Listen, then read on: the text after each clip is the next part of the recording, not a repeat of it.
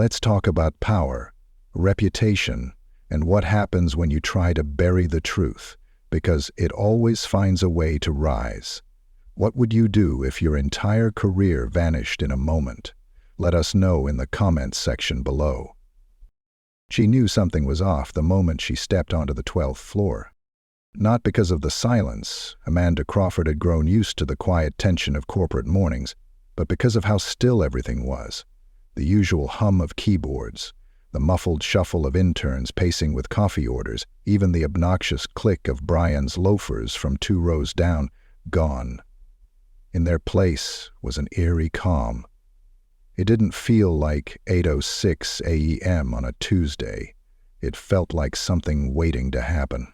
Amanda adjusted her blazer, dark green, pressed that morning, and walked steadily toward her desk. A fresh memo sat on her monitor. Not an email, not a Slack ping. An actual piece of paper, folded in half, resting dead center on her keyboard. Her name was written on the front in thin, tight cursive. She opened it. Amanda, please report to HR, conference room C, 8:10 sharp. E. Caldwell. Her fingers lingered on the edge of the paper. It wasn't a promotion meeting. She would have known. Besides, promotions at Beckworth were rarely delivered with handwritten notes. They were emailed through generic templates and CC'd to 5 executives to inflate the optics. No, this was different. It smelled like something deeper. She felt it under her ribs. Across the room, she caught Sandra from legal glancing her way and immediately pretending to check her phone. Amanda smoothed her curls behind her ears, stood tall, and walked. The hallway to conference room C was uncarpeted, stone tile, cold and sterile. Her heels clicked with purpose, but her stomach churned. She hated this room. It was the room they used when they wanted to keep things quiet. Inside, the fluorescent lights buzzed faintly. Waiting at the head of the table was Ethan Caldwell, CEO of Beckworth Dynamics. His posture was perfect, his smile too polite. A man who studied charm like it was a strategic acquisition. He gestured to the seat across from him. Please, sit. Amanda didn't ask questions. She sat. HR will be here shortly, he said, glancing at the silver watch that probably cost more than her car. No HR rep is here now? Not yet. I wanted to speak with you privately first. She nodded slowly. Is there an issue? He smiled, a brittle, non-committal thing. We appreciate the work you've done here, truly, but as you know, restructuring is inevitable in a company this size. Restructuring. The word echoed in her head like a bat hitting glass. You're letting me go, she said, her voice level. He paused. Not long, but enough. I prefer to say your role has been eliminated. No warnings, no pip, nothing. Ethan's expression didn't flicker. This isn't personal. Amanda laughed under her breath. Short and dry. That's what people always say when they're doing something deeply personal. It's not personal. He opened a folder and slid a single paper toward her. You'll find the terms generous. I bet I will. Her fingers stayed still. She didn't touch the paper. What did I do? She asked, watching his face carefully. Because let's be honest, I'm the highest performing team lead in this department. I'm training your next regional supervisor. I haven't used a sick day in 2 years. Ethan folded his hands. You're right. You've been exceptional. But exceptional doesn't always align with direction. Amanda leaned forward.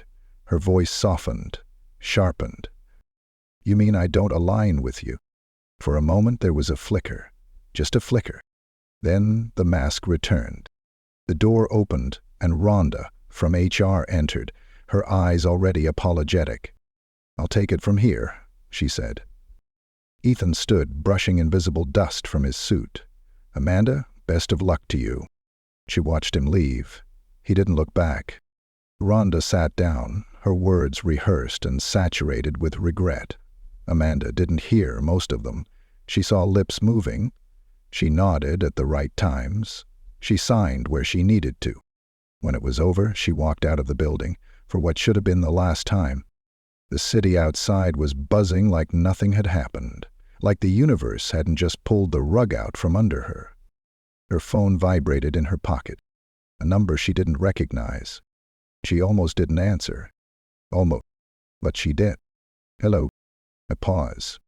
Then a voice, calm, certain, powerful. Amanda Crawford? My name is Deshaun Fields.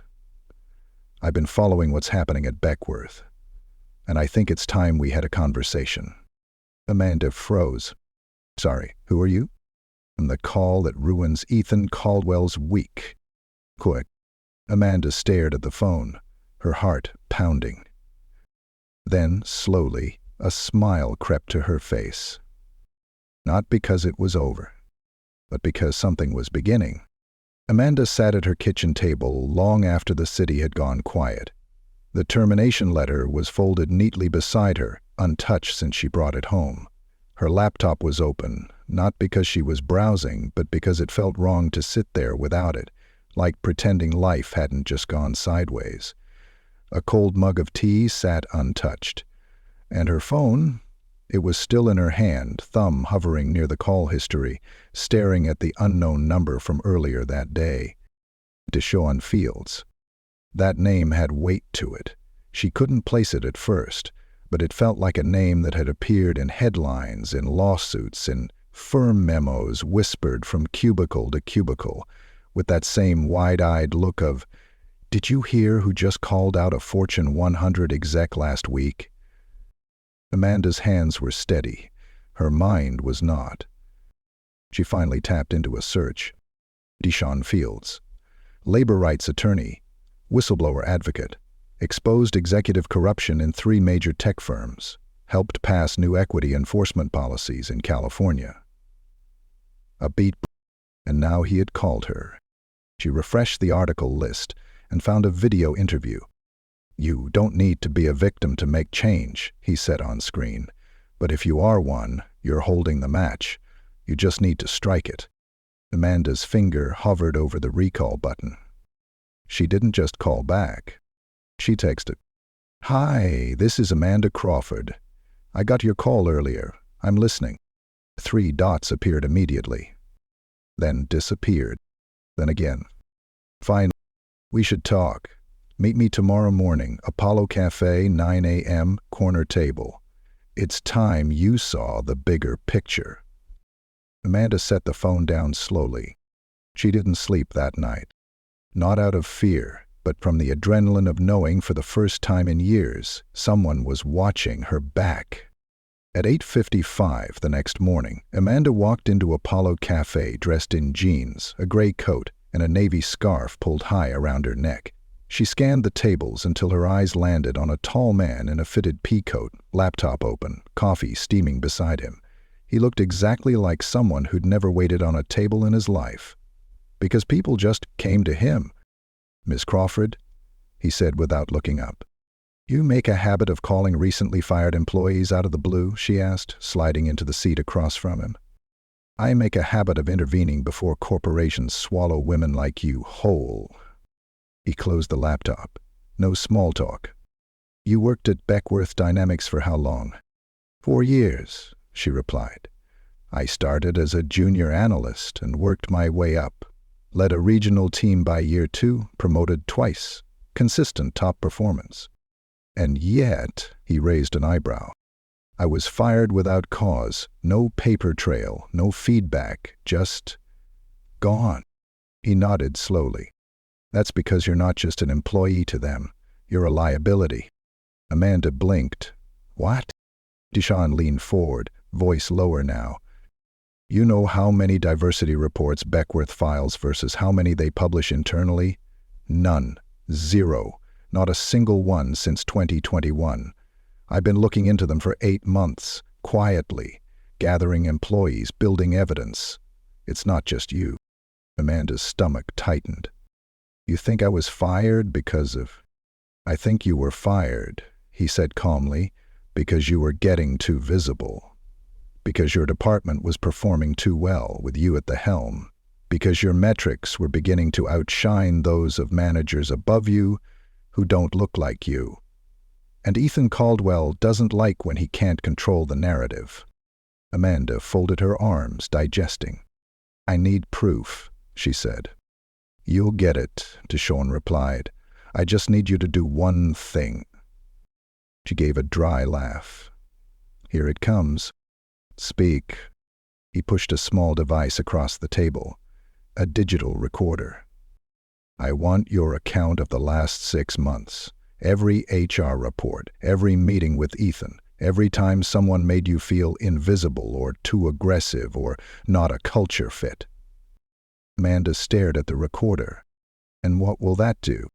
It opens the door, he said. Once you speak, others will follow. We already have 4 other ex-employees, all women of color, 2 NDA'd into silence. You're the first one willing to fight. You don't have to do it for all of them, but they're watching, and they'll speak if you do. Amanda picked up the recorder. Her fingers were trembling, but not from fear, from clarity. When do you need it by? Tonight. She tucked the device into her bag, stood, and nodded once before leaving the cafe without another word. That night, Amanda sat at her dining table again, but this time the silence didn't feel heavy. It felt loaded with intention. She recorded for over an hour, memories she'd buried, comments she brushed off. That one time, a VP asked if her curls were natural, like her texture was a curiosity instead of a fact. The day she sat through a meeting where 2 men repeated her pitch word for word, and Ethan nodded like they'd discovered fire. She cried once, but only once, and when it was done, she uploaded the file and sent it to Deshawn. He replied 3 minutes later, Thank you. We begin tomorrow. Amanda sat back, exhaled, and felt something she hadn't felt in weeks. Control. Meanwhile, in the glossy tower of Beckworth Dynamics, Ethan Caldwell was pacing inside his office, jaw clenched. His assistant had just delivered news that turned his morning upside down. Sir, I just thought you should know. There's some chatter online about Amanda. Someone posted a tweet, nothing too specific, but it's getting traction. Ethan grabbed the tablet and scrolled. 1 tweet, 1 voice. Then 2, then 10. None with details, but enough to raise eyebrows. Enough to ignite a whisper campaign. He tossed the tablet on his desk. Find out who started it. Now. He didn't know it yet, but the foundation beneath him had just cracked. And Amanda, she was finally done being quiet. It started with an email. Not a formal press release, not a legal memo, just a raw, heartfelt message with no logo, no polish, no corporate speak. It landed in inboxes before sunrise just after 6 a.m., with the subject line, Truth from the Inside. By 7:15, it had been forwarded 322 times inside Beckworth Dynamics. By 9:03, it had gone viral on LinkedIn. Amanda Crawford's name was no longer a whisper in cubicle corners. It was now front page on internal Slack threads and trending under hashtags like Justice for Amanda and Beckworth Truth. The letter was signed by Amanda herself. She didn't name names. She didn't have to. She spoke about what it meant to work twice as hard for half the credit. She spoke about smiling through microaggressions, swallowing gaslighting, and pretending that her success was enough to shield her. She wrote about silence being complicity, and how, after being discarded like an inconvenience, she decided to speak for herself and for others still too afraid to. The final line hit hardest. I gave this company my best years. They gave me a pink slip and a warning to stay quiet. I choose not to. The post exploded. Screens lit up. Group chats buzzed. Former employees, interns, and even current mid-level managers began commenting in waves, vague acknowledgments, story fragments, cryptic replies. No one wanted to say too much. But everyone wanted to say something. It was a spark to a dry forest. Amanda stood in front of her bedroom mirror, reading comment after comment on her phone, some encouraging, others tearful, several angry. One message stood out, sent privately by a woman Amanda hadn't spoken to in 3 years. "I saw your email. I'm in. I've been waiting for someone to go first." Attached was a screenshot. An internal email from 3 months ago, where an executive suggested Amanda wouldn't thrive in a more senior-facing client role due to her tone. It was circled in red. Forwarded. Dated. Amanda's hand flew to her mouth. Then came another, and another. Deshawn called that afternoon. "You shook the hive." She didn't respond at first. She just smiled, half disbelief, half pride. "I don't know what I expected," she said. "But this is how movements begin," he said. "You ready to go public?" "I'm already public. I mean really public." He meant media interviews, public statements, lawsuit potential, class action filings. Amanda sat with that, the weight of it. "I'm not scared," she said. "I know," he replied. Across the city, Ethan Caldwell was scrambling. His office door slammed more than once that day. PR was already prepping a statement, something vague and toothless about valuing all employees equally and striving for a culture of inclusivity.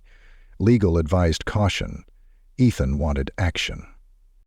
"Who's leaking this stuff?" he barked into the phone. "Not leaks," his assistant stammered. "They're just speaking." "We'll shut them up." "They're not employees anymore, sir. We can't." The worst part? Investors had noticed. There were murmurs from the board. Ethan's email had gone cold except for flagged threads with subject lines like "reputational risk" and "call me now." Still, Ethan clung to denial. His voice to senior staff was clear: contain the noise, outlast the scandal, and Amanda Crawford would fade. But Amanda didn't fade. She showed up. 2 days later, she walked into a televised panel hosted by a nonprofit focused on corporate ethics. She sat beside Deshawn and 3 other former Beckworth employees, 2 women, 1 man, all people of color, all with stories. Amanda was the last to speak. "When I first walked into Beckworth, I thought I had made it," she began. "I thought success looked like a corner office and a polished email signature. I thought I had earned my seat at the table." She paused. The room leaned in. "But that table was never built for people like me. They let me sit there, sure, as long as I didn't speak too loudly, didn't challenge the rules, didn't outshine the wrong person. And the moment I did, they pushed me out." The moderator asked, "What do you hope comes from this?" Amanda's eyes locked onto the camera. "I want them to know we see them now, that the silence they counted on no longer exists, that every slight, every buried complaint, every dismissed HR report, it lives, and so do we." The clip was shared by 3 journalists, then by a senator. By the end of the week, 2 major corporate watchdogs launched independent reviews into Beckworth's hiring and firing practices. A law firm specializing in employment discrimination opened a tip line. Amanda couldn't scroll without seeing her own face. It was surreal. She never asked for fame. She didn't want to be anyone's hero. She just wanted her dignity back, and maybe justice, if it was still out there. The nights were hardest. The what-ifs crept in then. What if she had just stayed quiet? What if none of this worked? What if Ethan still won? But every morning, something new arrived. A thank you message, a forwarded email, a copy of a resignation letter from someone inspired to leave Beckworth for good. On a rainy Thursday morning, Amanda sat at a coffee shop, laptop open, preparing to review more submitted documents with Deshawn. The door chimed, and she looked up. But it wasn't Deshawn. It was Sandra, from legal. She looked different out of her power suits, softer. She slid into the seat across from Amanda, uninvited. "I didn't know where else to go," Sandra said. Amanda blinked. You okay? Sandra nodded once, then shook her head. I have something you'll want to see, she said, sliding over a flash drive. Internal HR documents. Notes from meetings that never made it into the system. Memos Ethan asked to be deleted. Amanda's jaw clenched. Why are you helping me? Sandra's voice cracked. Because I should have done something sooner. And because it's not just about you anymore. Amanda took the drive. Sandra stood to leave. For what it's worth, she said, I'm sorry. Amanda watched her walk out into the rain. Her hand closed around the drive. Across the city, Ethan sat behind his desk, still convinced he could smother the fire with enough money and silence. He hadn't yet learned the most important rule. You don't fire a storm and expect sunshine. You don't erase a woman like Amanda Crawford and expect the silence to stay. The boardroom was silent. Not the kind of silence that comes from thoughtfulness or focus. No, this was the loaded, heavy silence that comes when people know something is breaking, when the floor starts to shift beneath well-polished shoes and decades-old smiles. Every chair around the table was filled, but the energy was off, guarded, tense. Ethan Caldwell stood at the head, flanked by 2 legal advisors and a corporate PR consultant. His tie was perfect, his tone was poised, but his fingers, tapping against the glossy oak table, betrayed him. Let me be clear, he said, trying to steady his voice. These recent allegations are unfounded. They are emotional anecdotes, disconnected, misleading. We are not a company of discrimination. We are a company of results. Someone coughed across the table. Another board member, a woman in a navy pantsuit, raised her hand halfway. Ethan, with all due respect, there are 12 signed affidavits now, 4 current employees, 8 former, and 2 managers have corroborated the timeline of those claims. They're misinterpreting policy. They're describing patterns, Ethan. He opened his mouth, then closed it. Outside, the storm Amanda started had grown legs. National media had latched on. Journalists were building timelines, connecting dots, tracing firings, bonuses, sudden departmental changes. The words hostile work environment now appeared in official reports. Amanda's face had become a symbol. Unwanted, but unshakable. And now the company's largest investor had requested a full internal audit, citing deep concerns regarding systemic inequity and potential liability. The tower Ethan had built was tilting. Across the city, Amanda sat across from Deshawn in a small conference room lined with case files, testimony notes, and a corkboard full of timelines. She looked tired, but in the way someone looks when they've pushed through a storm and sees the shoreline ahead. We got it, Deshawn said, dropping a new manila folder in front of her. That drive from Sandra confirmed everything, the deleted memos, Ethan's personal involvement in final approvals for firings, notes that were meant to be off the record. And the smoking gun? He flipped to the last page, a memo Ethan had written. One line stood out. She's too visible now. Her presence isn't scalable. Amanda blinked. Deshawn leaned back. Tell me that doesn't say everything without saying everything. She nodded slowly. They had enough. More than enough. What happens next? She asked. We file. And then? Then we let the truth speak for itself. The filing hit the press the next morning.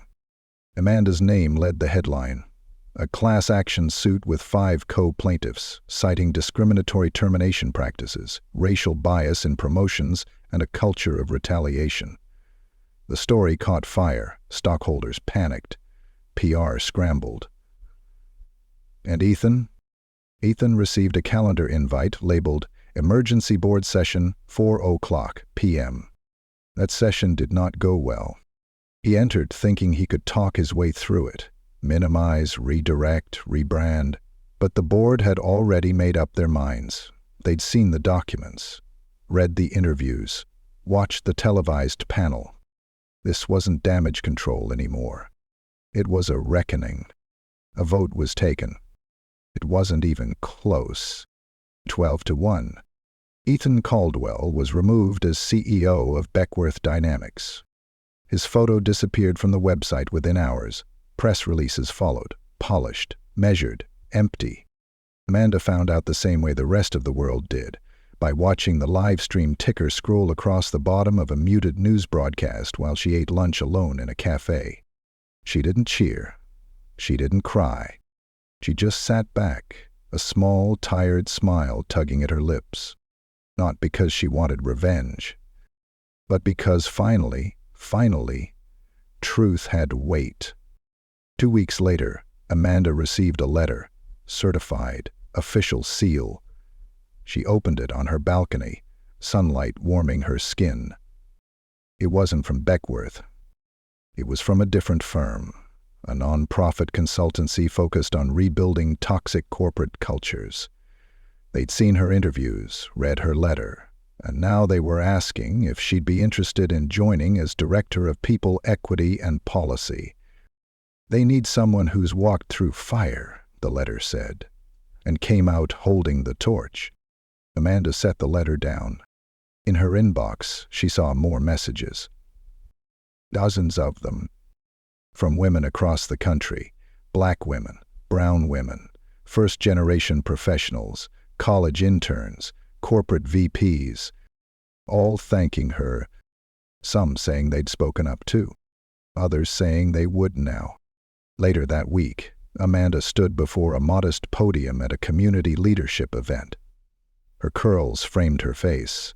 Her voice was firm, calm. "I didn't expect to become a headline," she said. "I just didn't want to disappear quietly, because when you disappear quietly, they get to write the story." She glanced down, then back up. "And I've decided I'm the one who holds the pen now." Applause followed. Not thunderous, not explosive, but full, respectful, earned. When she stepped off the stage, Deshawn met her near the side door, clapping softly. "Big speech energy," he said, smiling. She rolled her eyes. "Don't gas me up." "I don't have to." "You're already on fire." They left. It wasn't over. There would be appeals, depositions, back and forths in quiet courtrooms, and louder headlines. But Amanda knew something now that she hadn't before. She didn't need to be in the tower to win. She was the tower, built from truth, reinforced by courage, and filled with the voices of those who once felt invisible, now echoing loud enough to shake glass walls. That night she walked home with her phone in her pocket, not checking it, not chasing the noise. She stopped at her favorite corner bakery, picked up a slice of red velvet cake, and sat on a bench just outside, watching the city move around her. She wasn't running anymore. She wasn't hiding. Amanda Crawford had been fired without cause. Now she was leading with purpose, and the world finally had no choice but to listen.